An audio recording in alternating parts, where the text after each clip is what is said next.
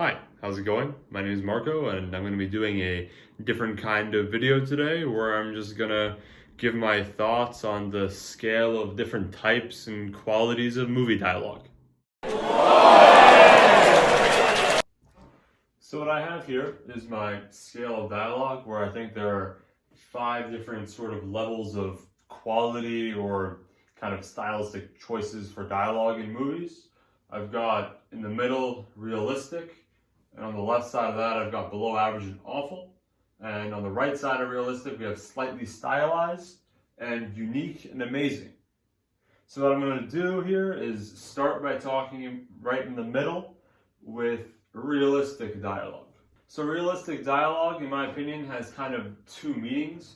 One is a measure of quality, where dialogue in every movie should be at the very least realistic, or realistic enough that it doesn't take you out of the movie. It should be good enough and feel enough like the real world where it keeps you engaged in what's happening.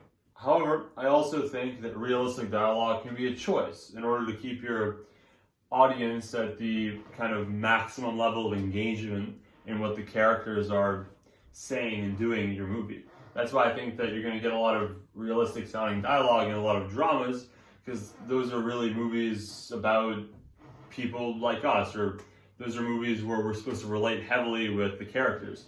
Movies like Rain Man and The Scent of a Woman, where you really don't need stylized or quippy dialogue to get the point across, or the character's points across. Alright, moving on. So right to the left and right to the right of realistic dialogue, we really have 2 sides of the same coin, with kind of below average dialogue and slightly stylized dialogue.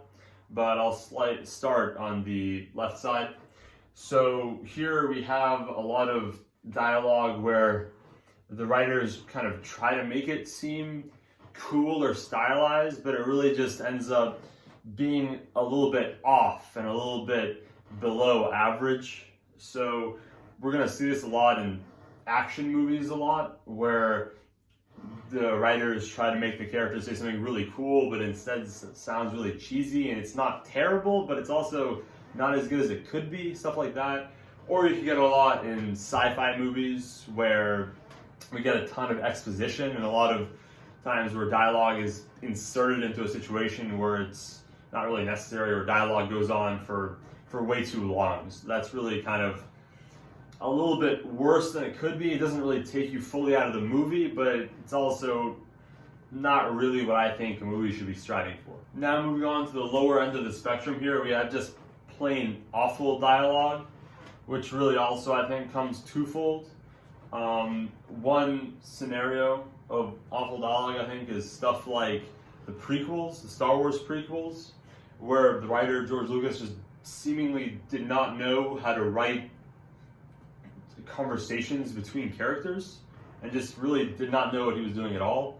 And then I also think another scenario is the original Spider-Man movies from Sam Raimi in the early 2000s, and kind of other movies like that, where the dialogue is just so cheesy and campy, and it just doesn't sound anything like what anyone would say in real life. So it just really takes you out of the movie. At least that's the experience I had with those movies and movies like that, where kind of it sounds like the dialogue would be really good on a page, like if 2 characters in a book were talking, but it just, in a movie, it just doesn't work.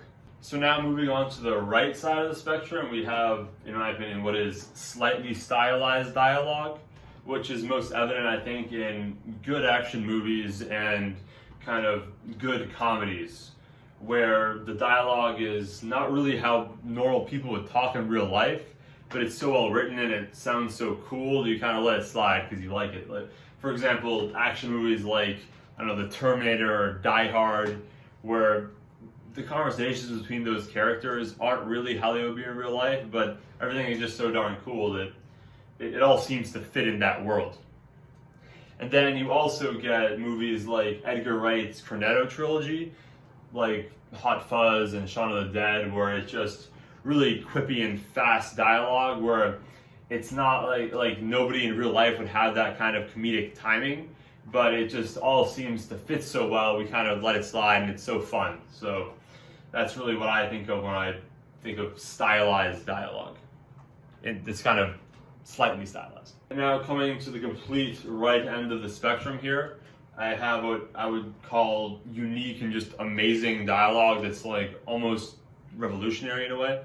And my primary example of this is just Quentin Tarantino and how he writes movies, where everything he writes seems like it actually would exist in real life, but everyone speaks so smoothly and so quickly, you know it can, but it seems so real, even though it's so different from real life. And there are other examples. That's just the best one in my opinion. Another example is some dramas. For example, a movie that not a lot of people have probably seen called Glengarry Glen Ross, which is a movie about a bunch of salesmen, where it's just so quick and everyone seems to know exactly what they're going to say exactly every time, and all the dialogue is just so tight that you kind of, while you're watching it, you don't notice that it's not super realistic. So kind of dramas like that, where characters are kind of have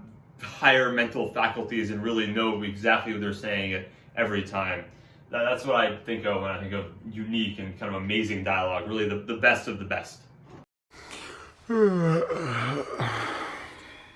So yeah, these are really just my thoughts on movie dialogue and the different kinds. I was just thinking about this on my own recently, so I figured I'd make a YouTube video about it. So hope you guys enjoyed it, and if you did, maybe leave a like and subscribe, because movies,